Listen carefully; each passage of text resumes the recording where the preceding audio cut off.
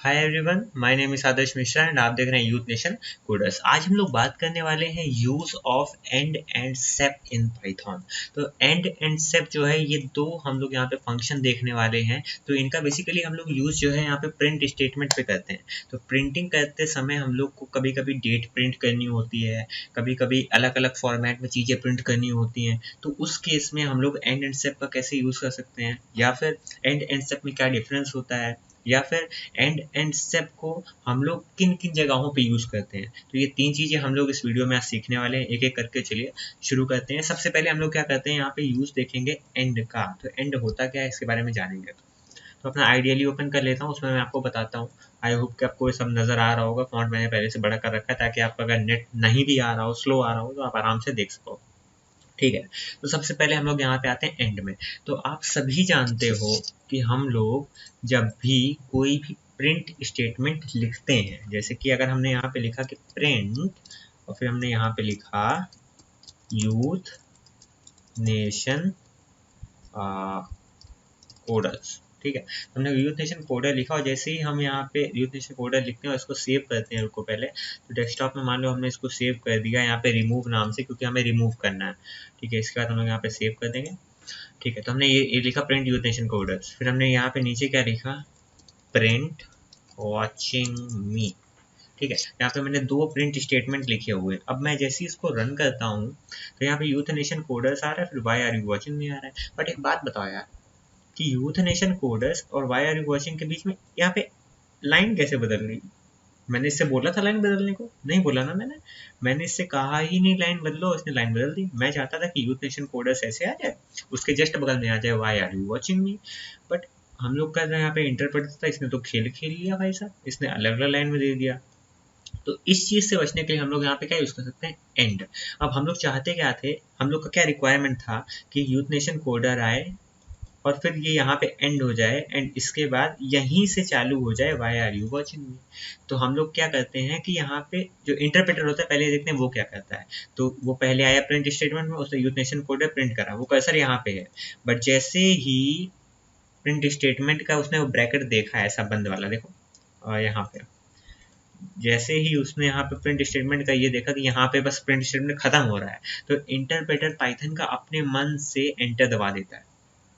समझ रहे हो, मतलब अपने मन से ही कोई भी चीज प्रिंट होगी तो एंटर हो जाएगा, दूसरी लाइन पे कर्सर हमारा यहाँ पे था और तुरंत अपनी इस लाइन पे आ जाएगा।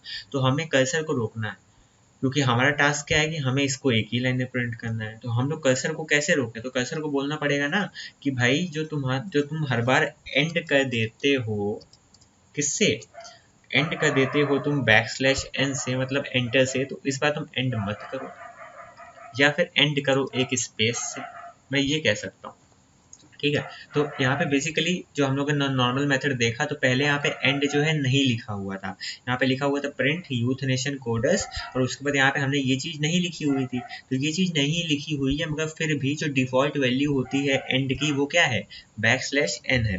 तो अगर बैकस्लैश n किसी की डिफ़ॉल्ट वैल्यू है, इसका मतलब वो नेक्स्ट लाइन पे अपने मन से आ जाएगा। हम लोगों ने क्या करा, इसकी डिफ़ॉल्ट वैल्यू को चेंज कर दिया, हमने कहा एक स्पेस होगी। तो अब अगर हम इसको रन करेंगे तो अब मेरा आंसर अलग आएगा। देखो अब मेरा आंसर क्या आ रहा है कि youth nation coders space why are you watching me. तो इस बार क्या हुआ कि पहली लाइन आई चली हमारी यूथ नेशन कोडर्स, ठीक है, यहाँ तक आया। फिर इसने क्या करा, इसने देखा कि भाई एंड की वैल्यू जो है यहाँ पे डिफॉल्ट नहीं है, यहाँ पे एंड यूजर ने पहले से मेंशन कर रखा है कि एक स्पेस देना है। तो एंड जो हमारा कर्सर है उसको स्पेस दे के वहीं पे उसी लाइन पे रोके, और दूसरी वाली लाइन पे नहीं जाने देना है।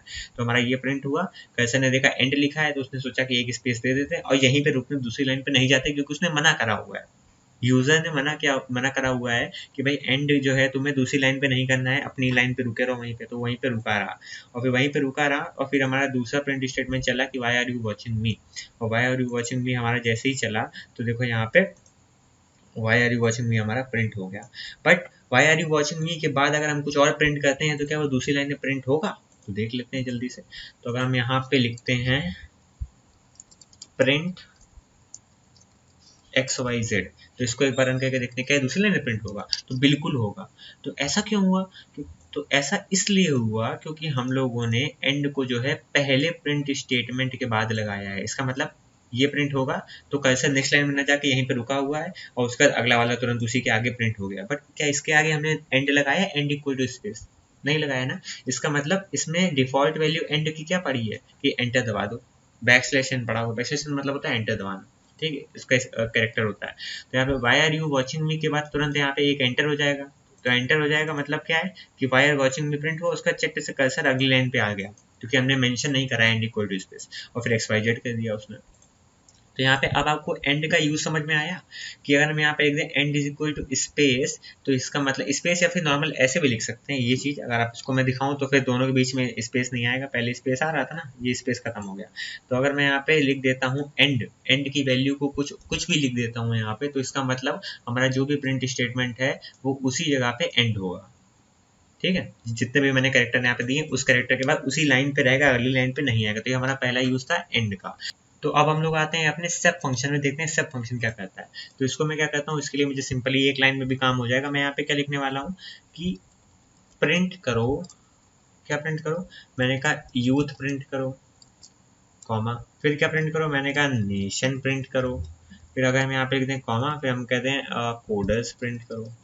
ये स्ट्रिंग में होगा, ठीक है, तो कोई सीन नहीं है, इसको स्ट्रिंग में रख देते हैं। तो मैंने कहा यूथ नेशन कोडर्स प्रिंट करो, उसने कहा ठीक है भैया प्रिंट कर देंगे, ठीक है। तो मैंने कहा जो अभी तो यूथ नेशन कोडर प्रिंट करोगे तो एक ऐसा आएगा, कॉमा का मतलब होता है स्पेस, तो आ जाएगा youth space nation space coders, इस तरह से प्रिंट हो गया। बट मुझे क्या चाहिए, मैं चाहता हूँ यूथ के बाद एक डैश आए, फिर आए नेशन, फिर नेशन के बाद डैश आए, फिर आए कोडर्स। तो उसके लिए मुझे इसमें चेंज करना पड़ेगा। तो मैंने कहा यूथ नेशन कोडर 3 अलग अलग स्ट्रिंग है, इसको तुम क्या करो सेपरेट कर दो।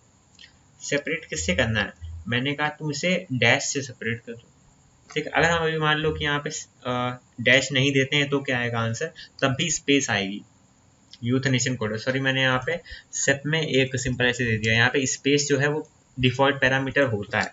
तो अगर मैं यहाँ पे ऐसे लिखूँ तो ये देखो स्पेस से सेपरेटेड तो पहले से था, अभी भी है। बट अगर हम यहाँ पे इसकी स्पेस की जगह क्या दे दें, हम कहते हैं कि डैश से जो है सेपरेट हो जाओ, तो यूथ नेशन कोडर के बीच में डैश आ जाएगा, देखो youth dash nation dash coders. तो आप लोग को जब भी अगर कभी डेट प्रिंट करनी हो तो उस केस में आप क्या कर सकते हो, सेप का यूज करके इसका यूज कर सकते हो, या फिर आप यहाँ पे कोई भी अदर सिंबल @ भी आप यहाँ पे यूज कर सकते हो। तो यूथ @नेशन @कोडर्स है ना, तो ये भी एक अच्छा तरीका है। तो सेप क्या करता है, सेप का मतलब है सेपरेट करना। तो आप सेप के अंदर जो भी पैरामीटर यहाँ पे भेजोगे, कोई भी सिंबल भेजोगे, ठीक है, तो जितनी भी स्ट्रिंग्स हैं उनको इस @ से या फिर जितने भी आप यहाँ पे सिंबल रख रहे हो उनसे सेपरेट कर देगा। मतलब ये अलग प्रिंट होगा, इसके बाद ये सिंबल आ जाएगा बीच में, फिर ये वाला एक प्रिंट होगा, फिर इसके बाद सिंबल आ जाएगा, फिर ये वाला प्रिंट होगा, उसके बाद सिंबल आ जाएगा, ठीक है। बट अगर आप यहाँ पे सोचो कि अगर हम यहाँ पे सिर्फ इतना लिखें, एक ही स्ट्रिंग लिखें यूथ नेशन कोडर्स, तो इस केस में एक ही स्ट्रिंग लिखी है और उसको हम सेपरेट करना चाहते हैं मान लो डैश से, तो आप ये मत समझना कि यहाँ पे यूथ आएगा फिर डैश आएगा फिर नेशन आएगा फिर डैश आएगा फिर कोडर्स आएगा, ऐसा नहीं है।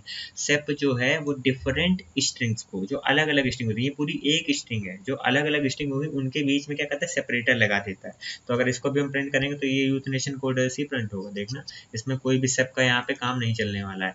तो सेप हम लोग यूज कहाँ करेंगे, अलग अलग स्ट्रिंग्स में करने वाले हैं, तो सेप यूथ नेशन कोडर्स, ठीक है।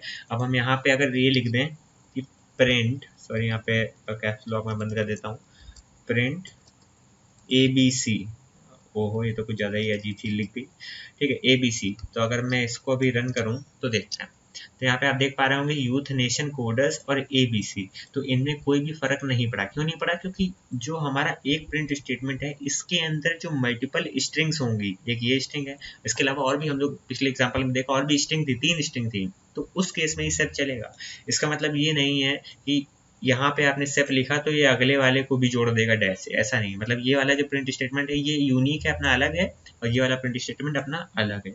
तो इस वाले के अंदर अगर आपको सेप का यूज करना है तो आपको क्या करना पड़ेगा, स्ट्रिंग्स को अलग अलग यहाँ पे लिखना पड़ेगा। तो हमने क्या करा, स्ट्रिंग्स को अलग अलग लिखा, कॉमा से सेपरेट करा। अब यहाँ पे सेप का जादू चल जाएगा और ABC को उससे कोई मतलब नहीं। समझ गए। तो मेरे ख्याल से आपको यहाँ पे यहाँ पे आपको इसका एंड सेप का यूज पता चल गया होगा। तो ये हमारा 2 मार्क्स का क्वेश्चन आता है APTU के एग्जामिनेशंस में, और ऊपर से कुछ लोग पूछ भी लेते हैं तो उनको पता भी नहीं होता है। ठीक है, अब मैंने आपको बताया था कि इसका यूज कहाँ पे करना है। तो एंड का हम लोग यूज वहां पे करेंगे जब हमें उसी लाइन पे प्रिंट करना होगा। तो इसका एप्लीकेशन क्या हो गया, जब हमें सेम लाइन पे प्रिंट करना हो, हमें दूसरी लाइन पे नहीं आना हो, तो वहाँ पे हमें एंड का यूज करने वाले हैं। सेप का यूज कहाँ पे करेंगे, सेप का यूज हम लोग वहाँ पे करेंगे जहाँ पे हमें डिफरेंट डिफरेंट स्ट्रिंग्स को किसी एक पर्टिकुलर सिंबल से सेपरेट करना है। समझ गए। तो अब मेरे ख्याल से आपको अच्छे समझ में आ गया होगा कि एंड और सेपरेट को कैसे हम लोग यूज करते हैं।